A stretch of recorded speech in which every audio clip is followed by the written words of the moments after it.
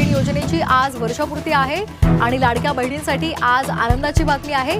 लाडक्या बहीण योजनेच्या वर्षपूर्तीच्या निमित्तानं लाभार्थ्यांना 3,600 कोटी रुपये अनुदान रविवारीच वर्ग करण्यात आलेलं आहे। येत्या 1 ते 2 दिवसांमध्ये लाभार्थ्यांच्या खात्यामध्ये जूनचा हप्ता जमा होणार आहे। सरकारनं केलेल्या पडताळणीमध्ये आतापर्यंत 9 लाखांपेक्षा जास्त महिला अपात्र ठरलेल्या आहेत। ही योजना राज्यातील महिलांसाठी मोठा आधार ठरल्याची भावना महिला आणि बालविकास मंत्री आदिती तटकरे यांनी व्यक्त केलेली आहे। नो आणि भावांनो, आपल्या हक्काची बातमीमध्ये तुमचे मनापासून स्वागत। मुख्यमंत्री माझी लाडकी बहीण योजनेबाबत अत्यंत महत्त्वाची आणि आनंदाची बातमी समोर आली आहे। राज्यातील 5 प्रमुख जिल्ह्यांमध्ये लाडकी बहीण योजनेचे पैसे खात्यावर जमा होण्यास अधिकृतपणे सुरुवात झाली आहे। महिला व बालविकास मंत्री आदितीताई तटकरे यांनी स्वतः याबद्दल मोठी माहिती दिली असून पुढील 2 दिवसांत पात्र महिलांच्या खात्यावर पैसे जमा होणार आहेत अशी ग्वाही त्यांनी दिली आहे। त्यामुळे जर तुमचे अर्ज मंजूर झाले असतील तर तुमचे बँक खाते तपासून नक्की पहा। पुढील अपडेट्स मिळवण्यासाठी हे नक्की करा। चॅनलला आत्ताच सबस्क्राइब करा। लाडकी बहीण योजनेचे पुढील हफ्ते कधी येणार, नवीन यादी कशी पाहायची याबद्दलची प्रत्येक अपडेट सर्वात आधी पाहण्यासाठी आपल्या चॅनलला नक्की सबस्क्राइब करा आणि बेल आयकॉन दाबा। तुमचा जिल्हा कमेंट करा।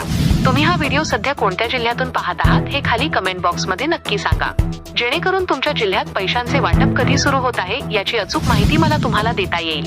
व्हिडिओचा शेवट, माहिती आवडली असल्यास व्हिडिओला लाईक आणि गरजू महिलांपर्यंत शेअर नक्की करा। पुन्हा भेटू अशाच एका नवीन आणि महत्त्वाच्या अपडेटसह।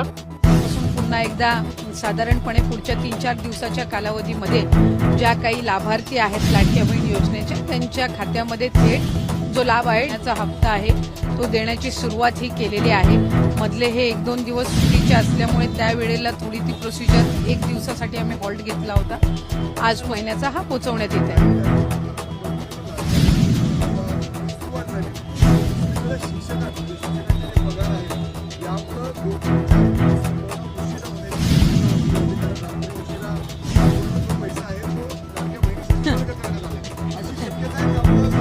ही अतिशय चुकीची माहिती ही तुम्हाला मिळालेली आहे। नागपूरच्या अधिवेशनाच्या वेळेलाच जर आपण सगळ्यांनी माहिती घेतली असेल तर त्यावेळेलाच जो महिन्याचा हप्त्याचा निधी आहे 1400 कोटीचा हा विभागाला प्राप्त झालेला आहे आणि याला साधारणपणे आता 10 ते 15 दिवस झालेले आहेत। त्याच्यामुळे दुसऱ्या कुठल्याही विभागाचा निधी हा महिला व बालविकास विभागाला लाडक्या बहीण योजनेला देण्यात आलेला नाहीये। हा साधारणपणे दर महिन्याच्या हप्त्यासाठीचा जो निधी आहे हा 10 दिवसापूर्वी आम्हाला प्राप्त झाला आणि आचारसंहितेच्या कालावधीमध्ये 1-1.5 महिन्याच्या कालावधीमध्ये जो लाडक्या बहिणीचा हप्ता इथेमुळे स्थगित होता याची सुरुवात आम्ही केलेली आहे आणि याचा दुसऱ्या कुठल्याही विभागाच्या निधीशी काही संबंध नाही। निश्चितपणाने त्या विभागाच्या जे मंत्री आहेत ते त्या संदर्भातली दक्षता ही घेत असतात आणि मला वाटतंय की कुठल्याही एका योजनेचा दुसऱ्या कुठल्याही योजनेच्या एकंदर निधीवर काही परिणाम होत नसतो। लाडक्या बहिणीचे हप्ते दिले जातात, ज्या महिलांना हप्ते दिले त्या महिलांचे हात कुठेतरी सरकार त्यांच्यातून कुठेतरी श्रम किंवा काम त्यांना संधी देणार आहे का फक्त हप्तेच देत राहणार आहे? ही एक योजना आहे आणि त्या योजनेमधनं आर्थिकरित्या महिलांना सक्षम करण्याची, दुर्गम भागातील असतील गरजू भागातील असतील त्या महिलांना सक्षम करण्याची भूमिका आहे।